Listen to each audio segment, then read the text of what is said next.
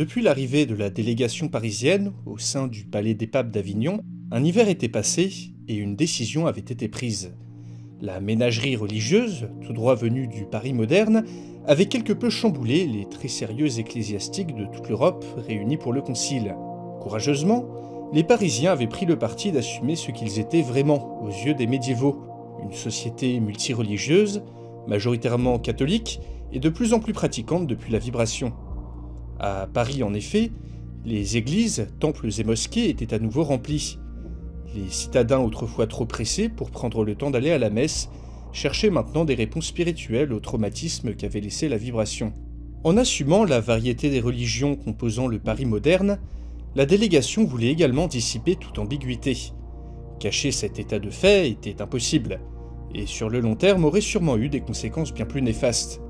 Ainsi, pendant 2 semaines, débats et études s'étaient succédés, sur des points théologiques ou pratiques, essayant de concilier et de trouver des points communs entre la vision moderne du catholicisme et celle du Moyen-Âge. Quant aux minorités religieuses, un doute subsistait quant au statut des bouddhistes et du pasteur protestant. Le rabbin, le pope et l'imam ne posaient a priori guère problème quant à leur position par rapport à l'Église, déjà bien établie au XIVe siècle. Un évêque proche du pape proposa que le bouddhisme soit considéré au même titre que l'islam, du fait de l'extrême différence de pratique avec le catholicisme. Quant au protestantisme, tout le monde avait son propre avis sur la question. Devait-on considérer cette religion comme une hérésie, ou bien comme une branche éloignée du catholicisme, au même titre que l'Église orthodoxe? Toutes ces questions devaient alimenter des débats s'étalant sur des années, voire des décennies. Mais un accord devait être trouvé au plus vite. Croisade ou pas croisade? C'est au final un événement qui précipita la décision du Saint-Père et de ses cardinaux. L'insupportable, l'inévitable, et surtout le très excommunié Louis de Bavière, empereur du Saint-Empire, et Nicolas V, l'antipape qu'il soutenait. Alors empêtré en Italie, Louis avait décidé de répondre par l'affirmative aux sollicitations de Charles d'Alençon, alors en rébellion contre le roi Philippe VI. Ainsi, l'empereur germanique avait soutenu Charles, en lui envoyant plusieurs milliers d'hommes afin de l'aider à expulser son frère du trône de France. Son raisonnement était simple. Isolé, Louis de Bavière nécessitait du soutien. Si Charles accédait au trône grâce à lui, il lui serait redevable, ce qui pourrait le mettre en position de force dans ses négociations avec le pape. L'annonce de cette nouvelle avait manqué de faire s'étouffer le Saint-Père d'Avignon. Si Charles d'Alençon et Louis de Bavière écrasaient Philippe VI et ses alliés parisiens, il risquait de voir ses très saintes fées s'éjecter du siège papal, et d'être remplacé manu militari par ce sautard de Nicolas V. A priori, les Parisiens ne lui en voulaient pas personnellement, alors que l'alliance de Louis et de Charles représentait une menace plus qu'immédiate. Cela avait le mérite de clarifier la situation. S'il voulait mettre un terme à l'existence de cet antipape si embêtant, il lui fallait s'entendre avec Paris, mais pas à n'importe quelle condition, car il savait la ville grandement affaiblie. Toujours brandissant la menace d'une croisade, Jean XXII put dicter ses conditions à la délégation parisienne. D'une, l'Église catholique romaine de Paris ainsi que tous ses représentants devaient reconnaître son autorité, et progressivement appliquer les directives de l'Église médiévale. De deux, le président de Paris et tous les futurs dirigeants de la ville devront prononcer un serment ecclésiastique, en présence d'un évêque nommé par le pape, permettant ainsi de protéger le clergé local et de leur accorder certains privilèges. Et enfin, de trois, aucun prosélytisme ne devra être entrepris par les minorités religieuses parisiennes, et celles-ci seraient à l'avenir obligées de pratiquer leur culte dans le seul cadre de la ville. En échange, ces minorités religieuses seraient placées sous la protection du pape, et aucun mal ne leur sera fait tant que celles-ci ne chercheront pas à convertir d'autres personnes. Si les Parisiens ne voulaient pas d'une croisade, si le président ne souhaitait pas avoir à affronter l'intégralité de la chrétienté, il devait accepter les conditions du pape, et mettre de fait fin à la séparation entre l'Église et l'État. Une semaine plus tard, le président Lemayeux fit parvenir un message au pape, comme quoi il acceptait ces conditions. Ravi, le pape s'empressa d'excommunier Charles d'Alençon, et se mit à prier de tout cœur pour que Philippe VI et Paris remportent la victoire, et que sa très sainte personne ne soit jamais, au grand jamais remplacée.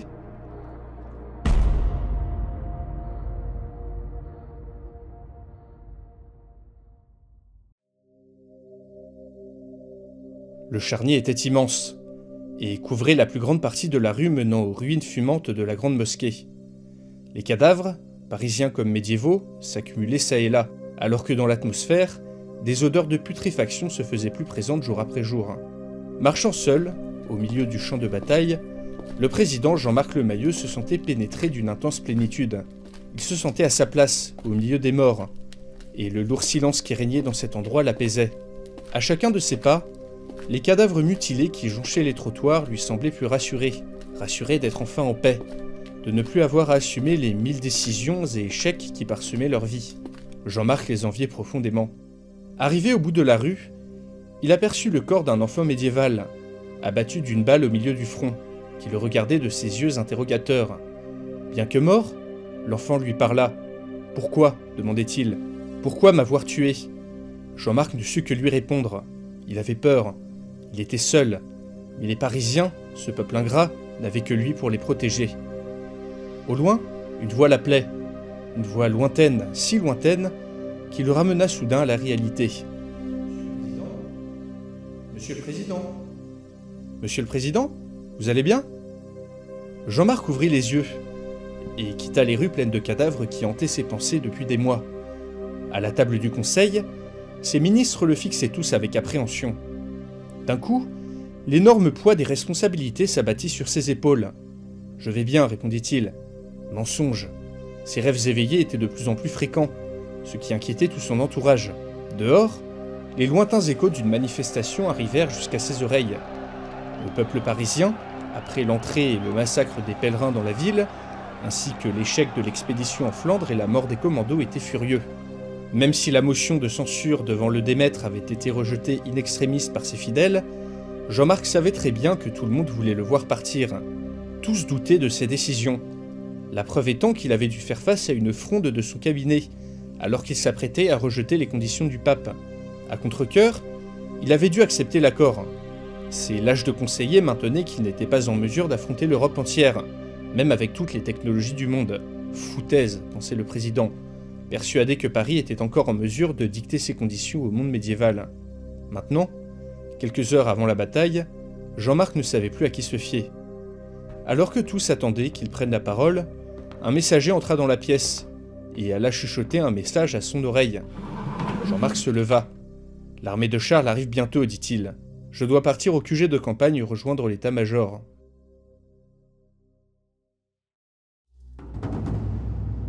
Si Dieu le veut, son frère sera ce soir à genoux devant lui, à implorer sa clémence.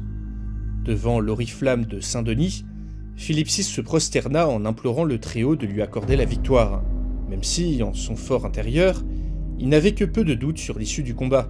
Les Parisiens étaient avec lui, et avaient réuni toutes leurs forces restantes afin de défendre le nord de Paris. Après des mois d'escarmouches, son frère, qui disposait d'une armée bien supérieure en nombre grâce aux troupes de Louis de Bavière, avait été obligé d'agir suite à son excommunication. Selon les informateurs de son connétable, Renaud des Mazis, la décision du pape avait provoqué des remous parmi les grands du royaume qui soutenaient la rébellion. Celui-ci devait donc remporter au plus vite une victoire avant que son armée ne se délite d'elle-même. Ainsi, la troupe de Charles avait cessé de ravager les campagnes, se dirigeait droit vers Paris. Le général Armand lui avait demandé de laisser l'armée de Charles s'écraser contre leur défense, pour ensuite les prendre à revers. Mais au dernier moment, Philippe avait décidé de changer de plan. Il allait, en tant que roi chevalier, se tenir face à l'armée de son frère, à la tête de sa cavalerie, et avait confié le reste de son armée au connétable Renaud des Mazis. Il allait lui-même sonner la charge triomphale qui aurait raison de son félon de frère. Il n'était pas question de laisser à ces Parisiens tout l'honneur de la victoire, et de ne récupérer que des miettes en arrivant après la bataille.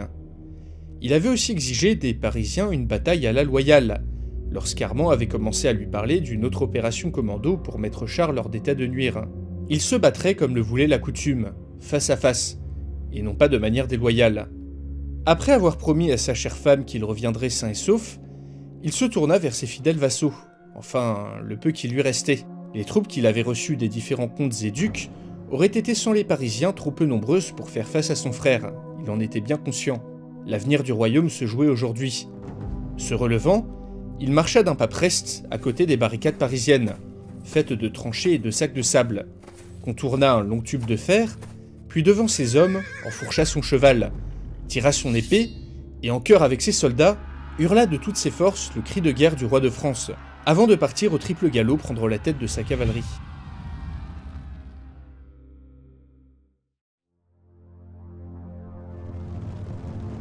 En regardant le roi s'éloigner, Armand ne put réprimer un petit sentiment d'admiration pour cet homme, pétri de valeurs chevaleresques, et toujours debout malgré les horreurs qui s'abattaient sur son royaume. Un homme incroyable que ce souverain. Au sein du QG de campagne au nord de Paris, Armand attendait l'arrivée imminente du président. Dans quelques heures, les armées de Charles arriveraient en vue de leur défense, si on devait en croire les informateurs du connétable Renaud Desmazis.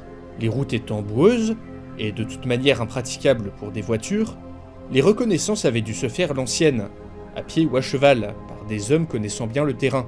Ceux-ci avaient confirmé qu'une force de plusieurs milliers d'hommes se dirigeait droit vers Paris, ce qui ne pouvait être que l'armée de Charles.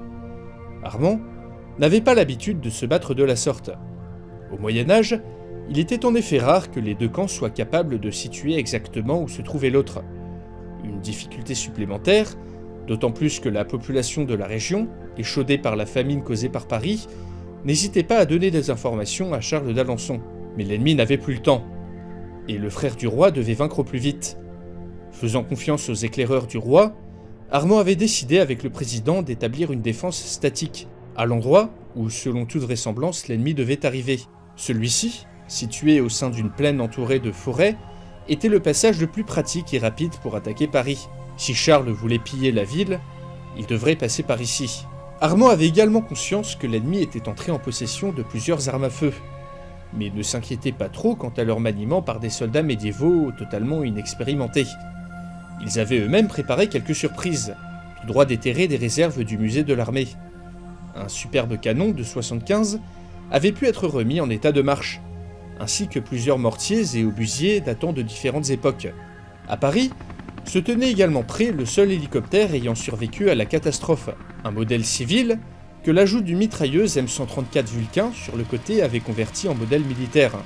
Les dernières réserves d'essence disponibles étaient juste suffisantes pour le faire voler quelques heures en cas d'extrême urgence. Certains modèles, de fusils ou de mitrailleuses, avaient également été remis en marche, comme un bon paquet de FAMAS, ou des mitraillettes et des fusils datant de la guerre d'Algérie.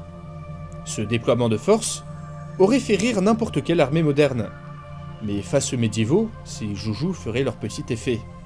La cavalerie du roi, postée à droite de leur dispositif défensif, leur procurerait un excellent moyen de poursuivre et d'anéantir les dernières forces de l'adversaire, tandis que le gros de l'armée royale, mené par Renaud Desmazis et posté plusieurs kilomètres à l'ouest, irait prendre à revers Charles, si celui-ci se révélait plus coriace que prévu. La cavalerie de la garde républicaine restait en réserve à l'arrière du dispositif. Tout était bien en place, sauf une chose.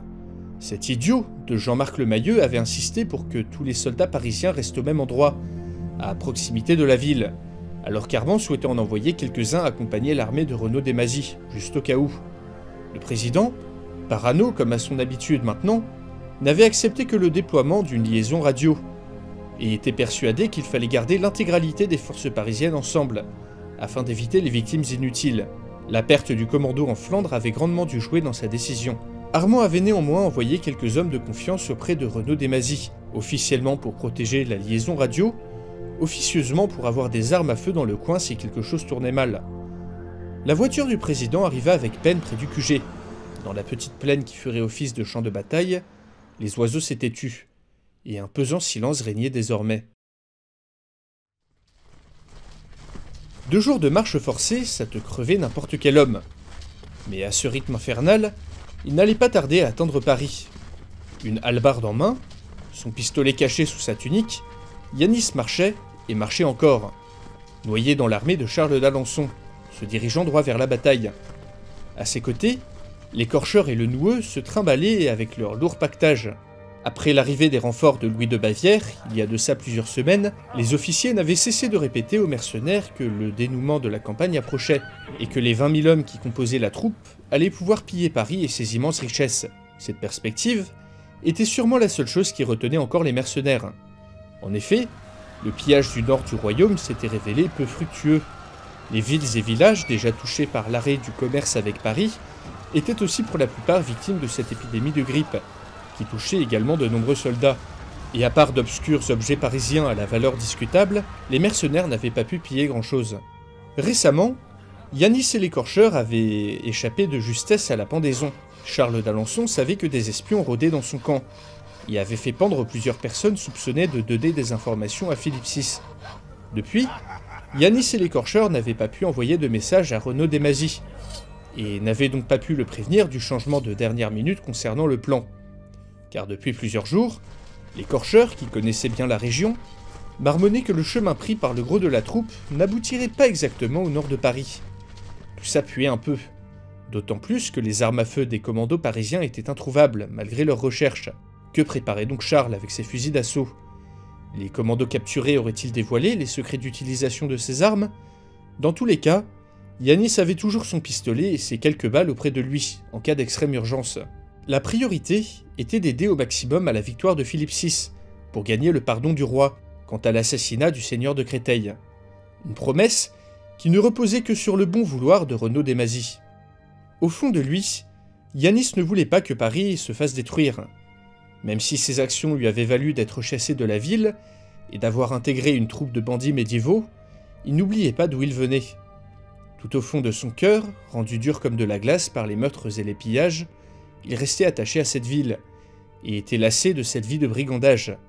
Finalement, il n'était rien de plus qu'un étudiant en droit que les circonstances avaient transformé en tueur. Peut-être que retourner dans sa ville natale rendrait ses nuits plus paisibles.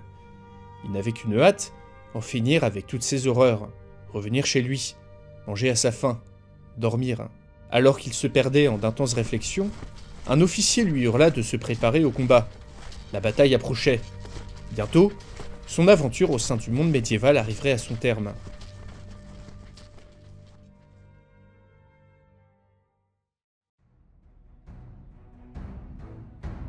Au loin, à l'autre bout de la petite plaine qui faisait face aux Parisiens, une fumée noirâtre émergea tout le long du champ de bataille.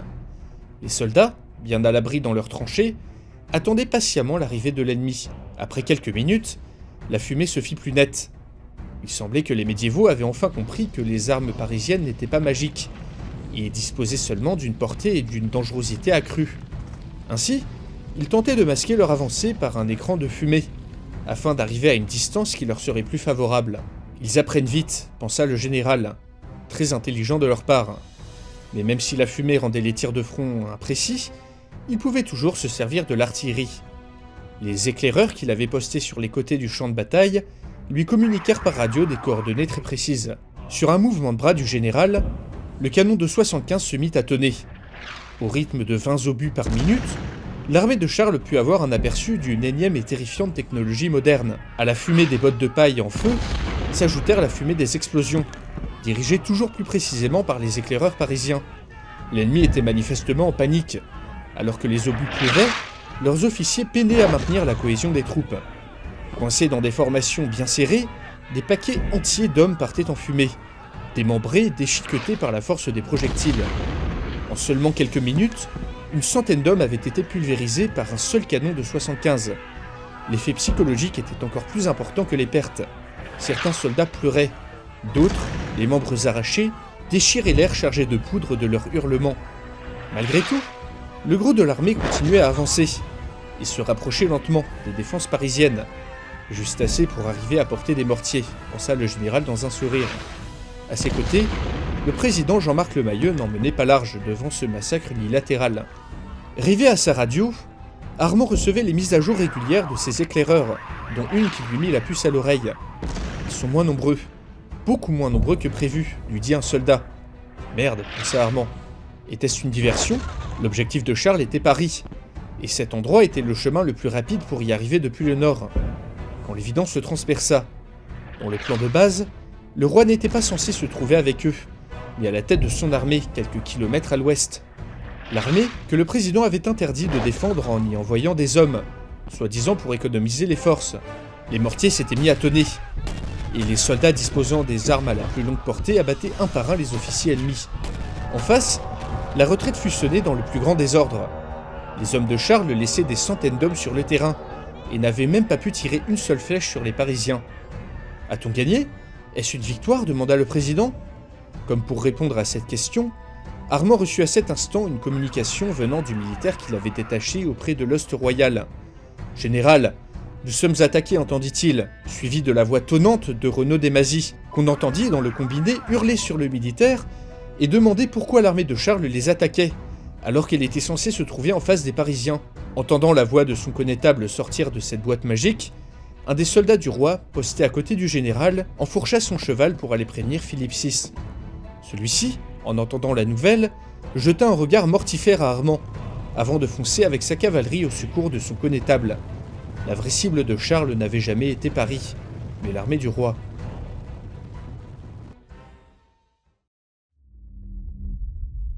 L'odeur de la poudre et de la bataille avait réveillé l'angoisse du président.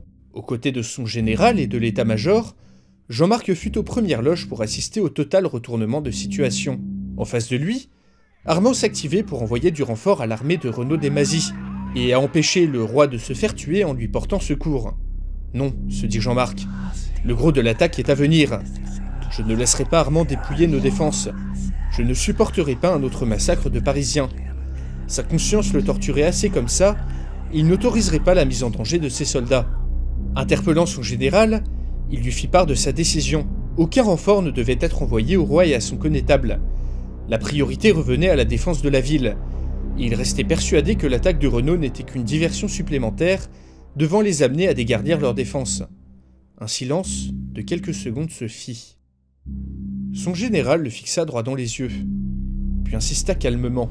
Nouveau refus de la part du président. Dans le duel de regards qui s'enchaîna, Jean-Marc peinait grandement à contenir sa peur, son angoisse, les souvenirs des cadavres qui hantaient ses nuits. « Bien, » dit le général, « vous l'aurez voulu. » Atterré, Jean-Marc vit Armand sortir son pistolet de la ceinture pour le pointer sur sa personne. Autour de lui, les membres de l'état-major et les militaires présents avaient tous fait de même. Les gardes du corps du président, à 10 contre 1, déposèrent vite les armes. « Monsieur le Président, dit Armand, vous n'êtes plus en capacité de diriger l'armée, ni de diriger Paris. Devant l'urgence de la crise, et vos actions absurdes mettant en danger la vie de nos citoyens, je vous suspends dans vos fonctions et proclame un état d'urgence exceptionnel durant lequel l'armée assurera la transition démocratique. » Une trahison, un coup d'État. Il le savait, il l'avait toujours su. Il ne pouvait faire confiance à personne. Ils lui avaient tous menti. Il réalisait soudain qu'il risquait de passer le reste de sa vie enfermé, disgracié, honni par tous, hanté par les regrets. Dans un élan de rage et de désespoir, il se rua sur le général pour lui arracher son arme. Dans la confusion qui suivit, un coup de feu partit, le monde se figea. Jean-Marc Lemayeux, un grand sourire aux lèvres, les mains pleines de sang, avait réussi son coup. Il ne vivra pas dans l'infamie. Il allait enfin trouver la paix, enfin rejoindre les personnes mortes par sa faute. Dans un soupir, il glissa lentement dans la mort, et partit répondre aux questions du petit garçon médiéval qui habitait ses rêves. Mais où diable était son frère? Pourquoi n'était-il pas à la tête de son armée? Charles d'Alençon, en compagnie du duc de Bretagne et du comte de Flandre, observait en contrebas la mêlée dantesque opposant son armée aux troupes du connétable Renaud des Mazis. Ces manœuvres de diversion et la complicité de la population locale avaient porté leurs fruits. L'ennemi avait été surpris en pleine préparation. Était-ce contraire aux traditions chevaleresques? Peut-être. Mais Charles n'en avait cure, car pour sauver le royaume de ce Paris satanique, la fin justifiait les moyens. Mais Philippe VI demeurait introuvable, alors que l'objectif de tout ce plan était de mettre la main dessus. Heureusement pour eux, seuls quelques soldats parisiens accompagnaient Renaud des Mazis. Ceux-ci avaient bien failli annuler tous les bénéfices de l'attaque surprise en ouvrant le feu sur ses troupes, alors que celle-ci fondait sur l'ost royal désorganisé. Même si l'attaque en avait été ralentie, il semblait que les soldats parisiens ne disposaient pas d'assez de munitions, ni n'étaient assez nombreux pour les contenir tous. Une bataille féroce s'en était suivie, alors que les troupes de Renaud des Mazis devaient résister à 2 contre 1. Une charge du connétable et de sa cavalerie avait sauvé l'armée royale de l'écroulement. Mais cela ne durerait pas longtemps, car Charles avait plus d'un tour dans sa besace, et réservait une surprise à l'ardent chevalier. D'un geste, il ordonna aux lanciers envoyés par Louis de Bavière d'entrer en lice. La bataille faisait rage depuis de longues minutes. Du haut de son cheval, le fier connétable Renaud des Mazis tailladait la piétaille avec ardeur, furieux de s'être laissé duper, furieux du piètre support de leurs alliés parisiens. Le chevalier combattait comme un lion parmi ses hommes, et était sûrement la seule raison pour laquelle l'armée royale ne s'était pas encore débandée. Pendant que ses soldats tombaient comme des mouches, les inutiles parisiens hurlaient dans leur boîte à paroles. Leurs armes étaient vides. tout reposait désormais sur le dos du connétable. Dans la fureur de la bataille, il put apercevoir une grande troupe de lanciers ennemis accourir dans leur direction. Se préparant au choc, et à sa mort inévitable, Renaud Desmazis fut stupéfait d'entendre les corps de la cavalerie royale. Prenant à revers l'ennemi, Philippe VI et sa cavalerie firent leur apparition sous la clameur des soldats, et percutèrent la masse compacte des lanciers, pris complètement par surprise. Le sort tourne en notre faveur, pensa Renaud. Immédiatement, celui-ci prit avec lui une vingtaine d'hommes pour se ruer vers le roi, afin de le protéger de l'ennemi et d'ajouter à la désorganisation de l'adversaire. Mais alors qu'il se dirigeait à toute vitesse vers Philippe et ses troupes, un autre corps retentit. Le nôtre? Non, celui-ci provenait du camp ennemi. Un signal.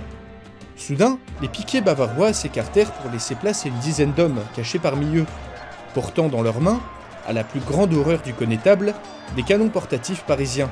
Dans une succession de rafales très imprécises mais tout de même mortelles, la cavalerie de Philippe fut arrosée d'une pluie de balles. Il fit paniquer les chevaux et faucha plusieurs chevaliers. Le destrier du roi, alors à la pointe de la charge, s'effondra, mortellement touché. Renaud hurla et se rua au secours de son souverain. Les premiers coups de feu avaient grandement surpris Yanis, dont la compagnie de mercenaires venait d'être envoyée au secours des piquets bavarois.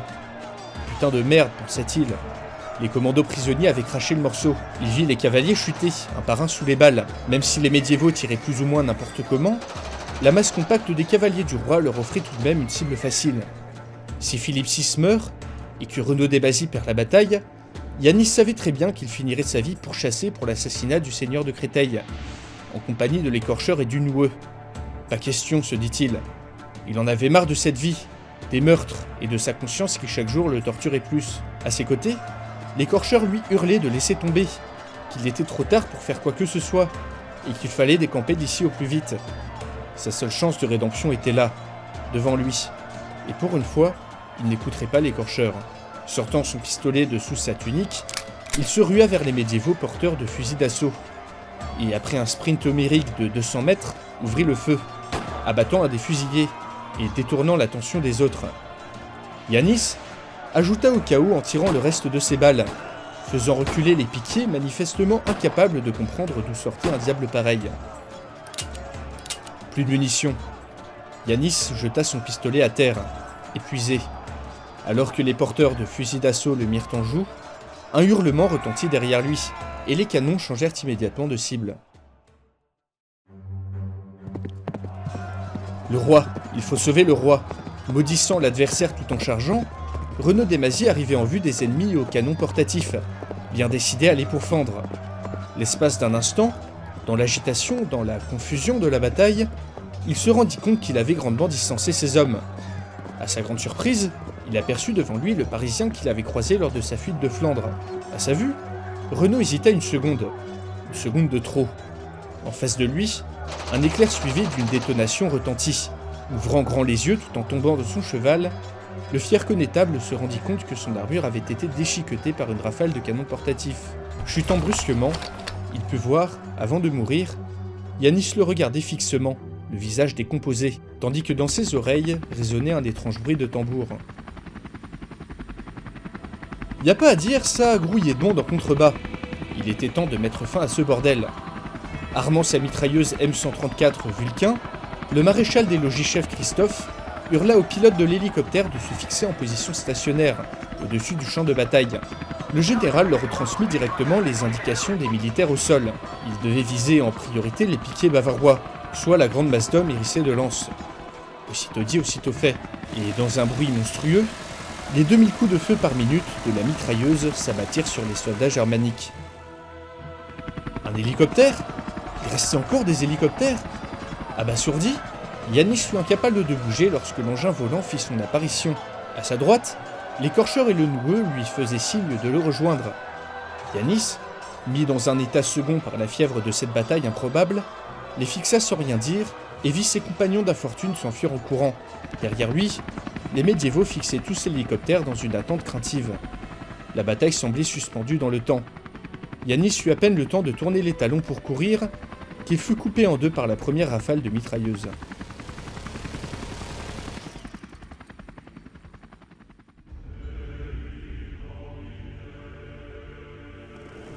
Un carnage, une horrible boucherie. Devant les yeux horrifiés de Philippe, debout au milieu du champ de bataille, la masse compacte des piquiers ennemis était fauchée et découpée par dizaines, projetant dans les airs un mélange nauséabond de sang et d'organes. Cette arme parisienne était encore pire que tout ce qu'il avait pu voir.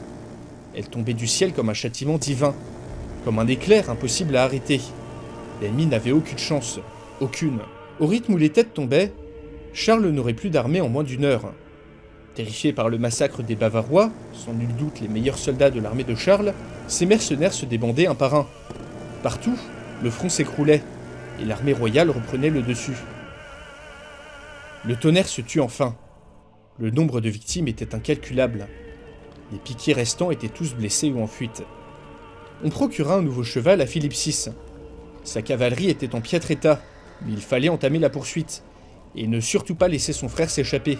Alors qu'il allait sonner la charge, un bruit de galop résonna derrière eux. Craignant une nouvelle ruse de Charles, le roi eut la stupéfaction d'apercevoir la cavalerie de la garde républicaine charger les fuyards. Du haut de leurs chevaux, vêtus de leurs saillants uniformes, les gendarmes munis de leurs plus belles épées taillaient en pièces les mercenaires, alors que Philippe VI ordonna à sa propre cavalerie d'engager la poursuite. La bataille était gagnée. L'armée royale put enfin clamer sa joie dans un concert de hurlements. Mais des deux côtés, l'engagement avait été traumatisant. Les blessés et les morts se comptaient par milliers. Au sortir de cette sale histoire, de nombreux comptes étaient à régler.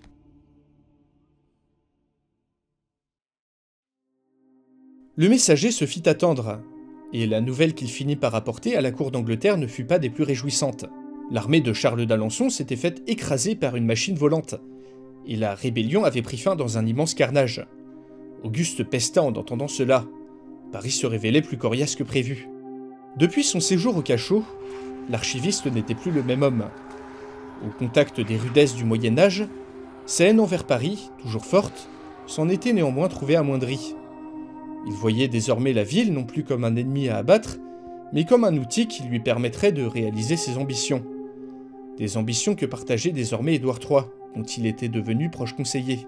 Ce jeune homme était impressionnant de volonté, et Auguste pouvait déceler chez lui une soif de prouver au monde sa stature. Dans l'histoire qu'il connaissait, Édouard III aurait dû rendre hommage à Philippe VI en tant que vassal, du fait des possessions anglaises sur le continent.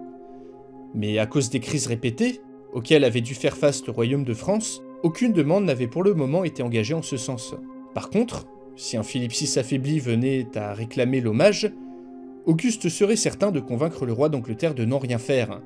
Une des raisons qui, dans le monde qu'il connaissait, avait été un déclencheur de la guerre de 100 ans. Dans la cour du château de Windsor, les archers royaux s'entraînaient sans cesse. Sous les conseils d'Auguste, Édouard III avait entamé une série de réformes militaires d'une ampleur inégalée, destinées à contrer non seulement les armées du roi de France dans le conflit à venir, mais également les armes modernes de Paris. L'archiviste en était sûr. La guerre de 100 ans sera dans ce monde à l'avantage des Anglais. Et s'il jouait ses cartes correctement, une dynastie unifiant les deux côtés de la Manche et disposant des technologies parisiennes pourrait voir le jour, qui pourrait dominer l'Europe puis le monde entier. Un empire où lui et ses héritiers joueront un rôle considérable. Édouard III, tout comme Robert d'Artois, n'étaient à ses yeux que des outils pour atteindre son but, écrire sa propre histoire et modeler cette réalité à sa guise. Plusieurs semaines étaient passées depuis la bataille. Philippe VI, solennel, se recueillait devant le cercueil de son connétable et ami Renaud des Mazis, mort en tentant de le secourir. L'issue de la bataille avait secoué encore une fois toute l'Europe. Devant cette démonstration de force écrasante et les récits horrifiés des survivants, les souverains européens ainsi que la papauté étaient redevenus très mesurés à son égard. Dans sa grande mansuétude, Philippe avait épargné son frère. Il l'avait condamné à passer le reste de sa vie cloisonné dans un monastère. Un par un, les grands du royaume et les vassaux félons s'étaient rendus pour implorer la clémence du roi. Les sentences avaient été sévères. Exécution, bannissement du royaume, confiscation des biens, de nombreux nobles ayant suivi Charles perdirent tout. Philippe devait faire forte impression pour qu'aucune révolte de ce genre ne se produise à nouveau. Louis de Bavière, après le massacre en règle de ses troupes, s'était soumis aux conditions du pape, dont l'autorité s'en était trouvée grandement renforcée. Il fallait maintenant rétablir l'ordre et la stabilité. De tout cœur, Philippe n'espérait qu'une chose, que le détrônement et la mort du président Le Mayeux n'entraînent pas à nouveau son royaume dans l'abîme.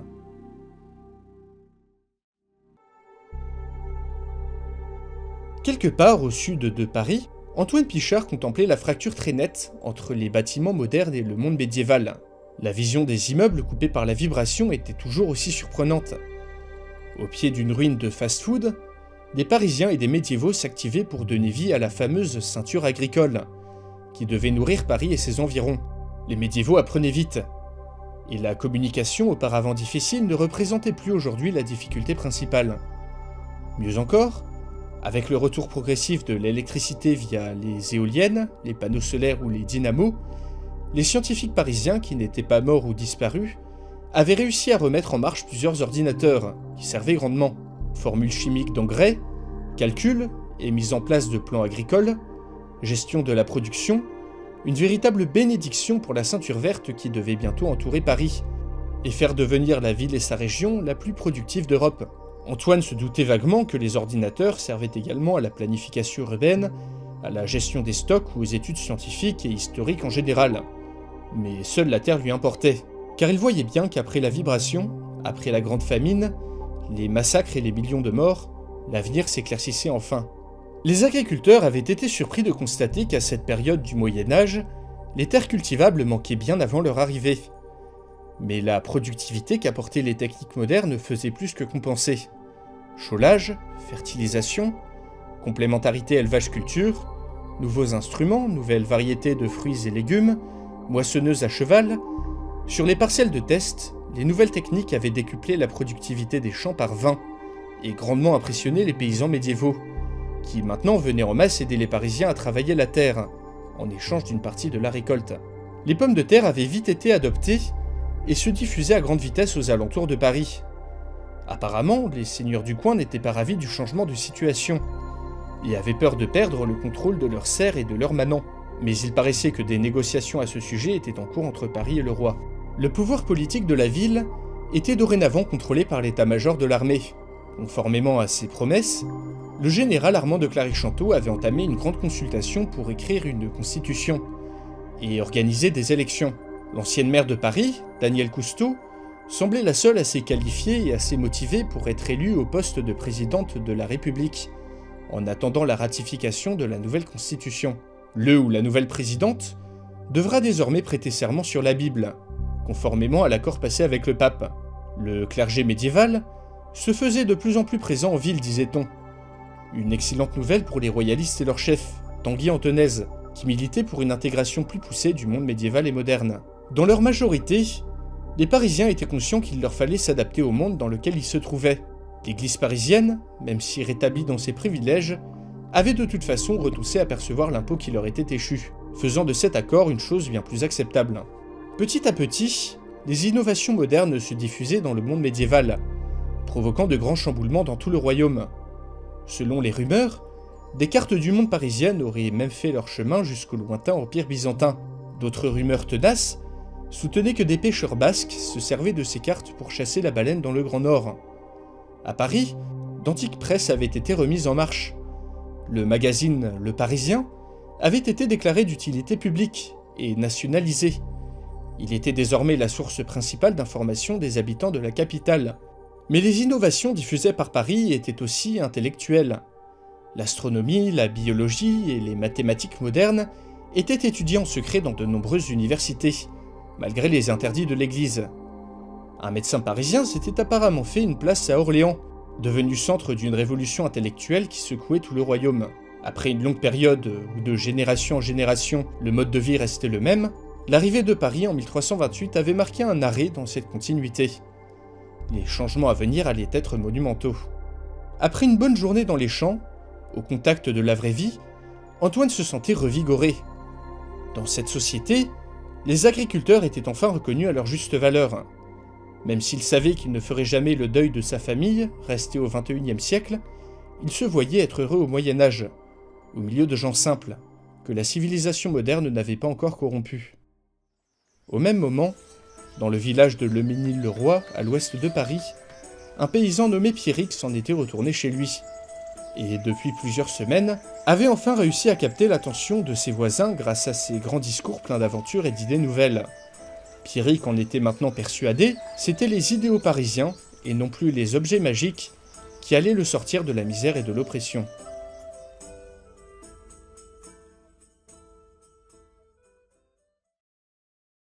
Et voilà, c'était la fin de la saison 2 de Paris 1328. Merci beaucoup d'avoir suivi cette série jusqu'au dernier épisode. Je remercie également de leur soutien mes contributeurs sur Tipeee, qui permettent également à ces épisodes d'être rentables, et donc de me permettre de continuer à les faire. Alors la saison 3 est en cours d'écriture, mais je compte prendre une longue pause avant de continuer à l'écrire. Un spin-off est peut-être en préparation. Et en attendant, eh bien écoutez, les vidéos vont continuer comme d'habitude, et je vous dis à la prochaine pour une nouvelle vidéo.